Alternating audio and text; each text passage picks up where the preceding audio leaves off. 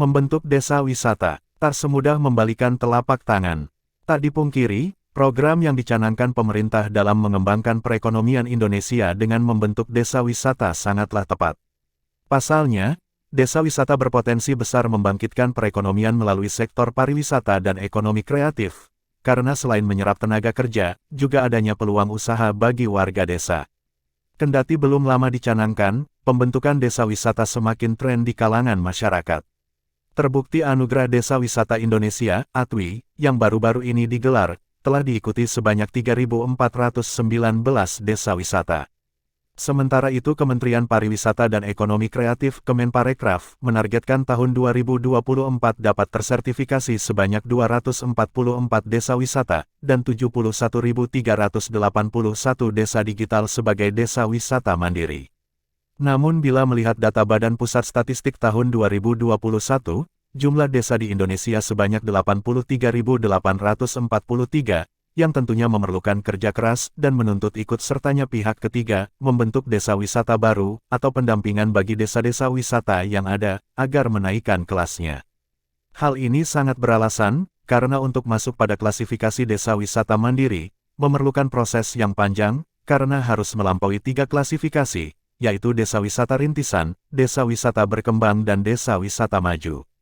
Mengamati kegiatan pihak ketiga yang misi utamanya pemberdayaan masyarakat dalam mengembangkan perekonomian, Skano TV menyambangi salah satu organisasi masyarakat, sebut saja Aliansi Perdagangan dan Industri Kreatif Indonesia atau APIKI. Organisasi yang dikomandoi Anto Suroto SH, SE, MM, sepak terjangnya terkonsentrasi pada pembinaan terhadap pengusaha mikro kecil menengah, atau UMKM agar lebih maju.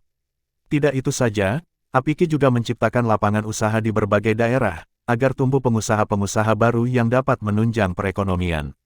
Keterangan yang diperoleh, APIKI juga mempelopori kegiatan perekonomian di pedesaan, selain pembinaan terhadap UMKM juga mempelopori pedesaan untuk membentuk desa-desa maju, yang tidak menutup akan terbentuk desa-desa wisata.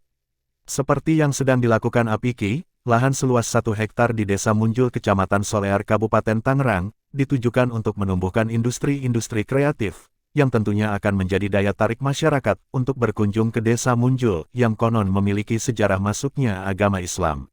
Begitu pula lahan seluas 2 hektar di daerah Deli Serdang Sumatera Utara, yang lahannya telah terbentuk bangunan dengan infrastruktur peternakan, perikanan dan agroindustri tanaman jamur sebagai bahan makanan keripik crispy dan jamur seksi.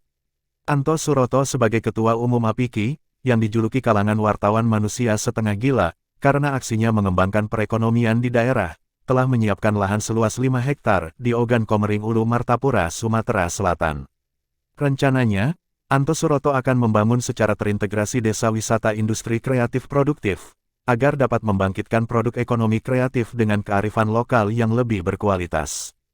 Seperti diketahui, masalah klasik yang selalu menghantui para pengusaha kecil, tak lain urusan modal kerja, produk yang berkualitas dan pemasaran yang saat ini dituntut mengikuti tren teknologi digital.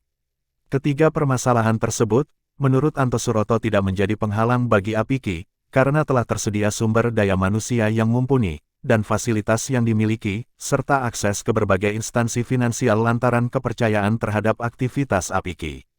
Proses panjang membangkitkan perekonomian daerah, khususnya di pedesaan, akan sangat mungkin keberhasilannya, bila para pihak atau stakeholder berkolaborasi membangun pedesaan. Bukan tidak mungkin, bagai semudah membalikan telapak tangan, bila proses mengembangkan perekonomian daerah dilakukan dengan pola gotong royong, yang diakui dunia merupakan budaya Indonesia.